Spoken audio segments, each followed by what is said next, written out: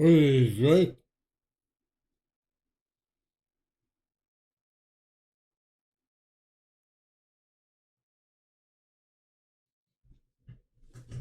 I'm gonna need a drink.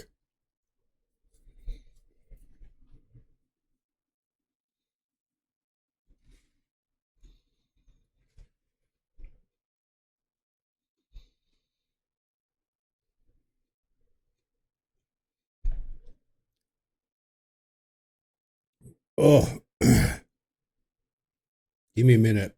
I need to go get a drink. I'll be right back. Oh, yeah. All right. So hopefully I've pissed off enough people with this intro.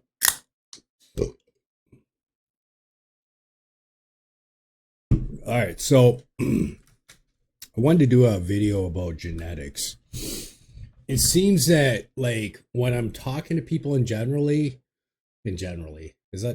in general, when I'm talking to people, a lot of times they'll say, this guy has good genetics, that guy has good genetics, you have good genetics, that guy has bad genetics. And I don't even think a lot of people get what genetics are. They can be different things. Like hemostasis is part of your genetics, right?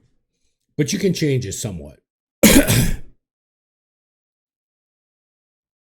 So hemostasis is the weight that your body wants to be, right? Not the weight that you want it to be.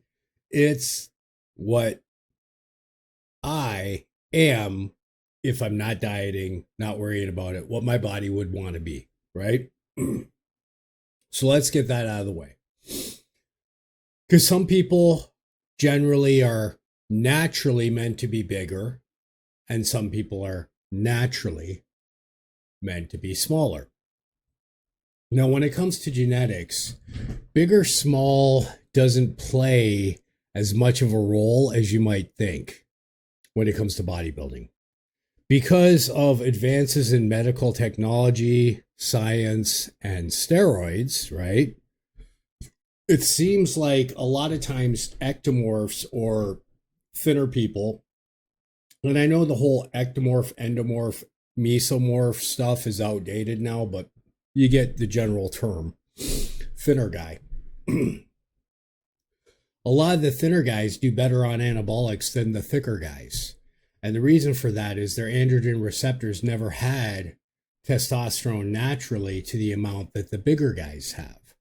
So their androgen receptors react more like, wow, this is a lot, right? Because it's like when women take anabolic steroids.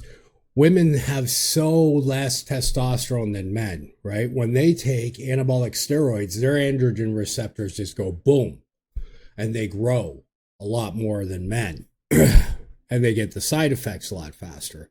Not a lot more than men, but you know what I mean? It's more prevalent, obvious.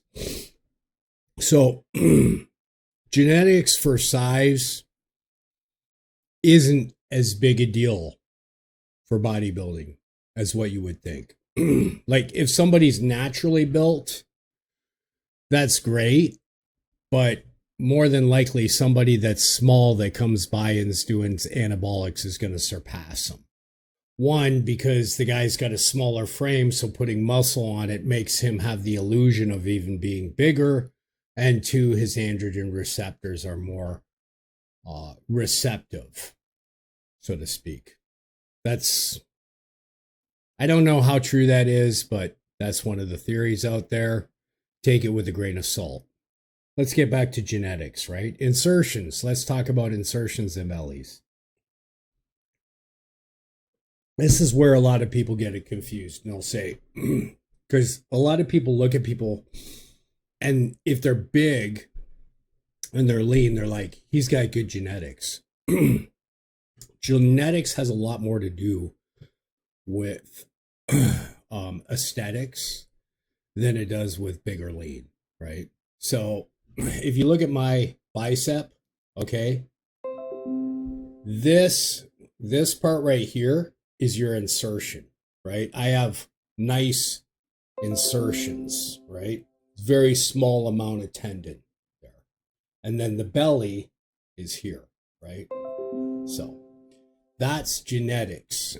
For like, so if you look at a tricep, okay, the tendons come here, right? So some people have thinner triceps, longer tendons, okay, and less belly.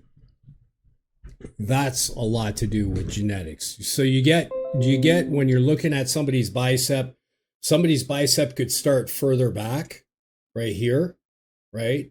They would not have good insertions. The same things happen with calves, okay? And there's nothing. What the shit is power surge USB?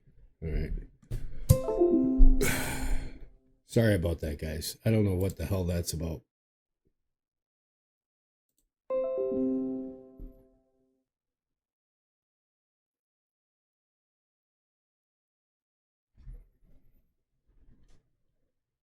All right. If you don't have good insertions, there's nothing that can be done about it, as far as I know.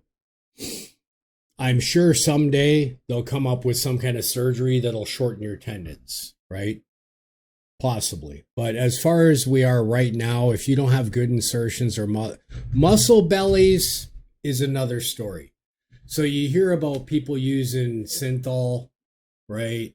Or oils or PMAs or silicone. A lot of that is to help muscle bellies, right? So muscle belly is the pop, right? Right here. Okay. As you see, I have a pretty decent muscle belly. I have pretty good genetics actually. But yeah, good insertion, good belly. That's genetics. Okay. Now guys can have, and I'll say like when they flex, it could be longer. When they're like this, it still looks flatter. That's their muscle belly genetics. They might not have good muscle jelly. Like when they flex their triceps, it doesn't pop out. There's guys that have more pop than me. I love that when guys have huge pop, right, on their bellies. But right now it's terrible to show you. But you get the idea. And the reason a lot of guys that are shorter than me have better bellies and better well, I have pretty good insertions for my height, but you'll notice that a lot of taller guys can have bad insertions and bad muscle bellies. Now, if you're tall and you have good insertions and good muscle bellies, fucking right.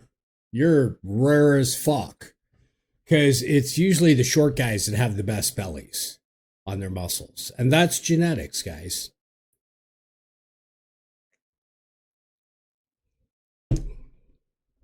Another thing genetics is the speed of your metabolism. And a lot of the fitness guys out here are like calories in, calories out. You're fat and lazy if you're fat. And if you're skinny, you're active. That's not true. It's not the way it is. That's because they've never been fat. The only people that say that have never been fat. They weren't born fat and got skinny, right? People that have slow metabolisms and get in shape are the only people you should listen to. Because it's like walking a mile in somebody else's shoes. They don't have your genetics. So whoever says, just fat people are lazy, no excuses, it's because they've never been fat. They've never had slow genetics. All right. You look at, there's certain people I can tell you have never been out of shape. Genetically speaking, they're blessed with lots of T3, lots of whatever it is to make them skinny, and very little appetite, right? So anybody that's in shape all the time and always been, If he's telling you how to diet, don't fucking listen to him. He knows nothing about what you do. So, and that's genetics, right? Because people do have different genetics. And so if you want to learn and you're out of shape and you're big, you don't learn from a guy who's been skinny his whole life. Just like you don't, like somebody who doesn't work out and he's a giant, you don't go ask him how to fucking get big. He's just naturally big. That's all.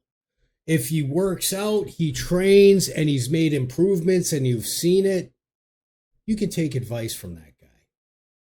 Because that guy knows something, right? So I'm blessed with pretty good genetics in the way that if I diet, it works. If I work out, it works, right? I'm just getting older, like everybody else. And I'm fighting it in a good way. So, yeah, basically genetics is aesthetics, right? So I hope that clears up some questions about genetics, because people always say, oh, that guy's got good genetics just because he's big or because he's cut. And there's a lot more to it than that. And there's more than even what I said today. But this is a good starter, and it'll get you started on realizing who really has good genetics. All right, guys, get out there and do something. I did.